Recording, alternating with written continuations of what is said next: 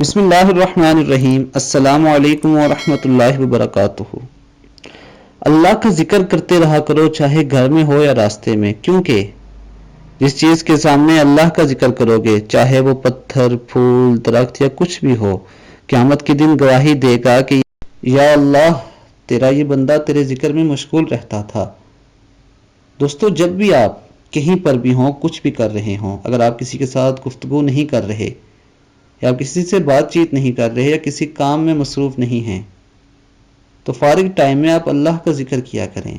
تسبیح فاطمہ کثرت سے پڑھا کریں۔ اور تسبیح فاطمہ کیا ہے؟ 33 بار سبحان اللہ، 33 بار الحمدللہ اور 34 دفعہ اللہ اکبر۔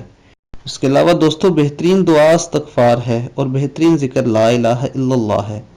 دوستو، بے حساب ایسے اذکار موجود ہیں جن کو آپ پڑھ سکتے ہیں اور جن کو پڑھ کر آپ اللہ رب العزت کو راضی کر سکتے ہیں۔ اللہ تعالی ہمیں دنیا اور آخرت کی تیاری کرنے کی توفیق عطا فرمائے۔ اور دوستو، اگر آپ نے ابھی تک میرے چینل کو سبسکرائب نہیں کیا تو میرے چینل کو سبسکرائب کریں اور بیل بٹن پہ کلک کریں۔ اب تک کے لیے اتنا ہی، اپنا بہت خیال رکھیے گا۔ اللہ حافظ۔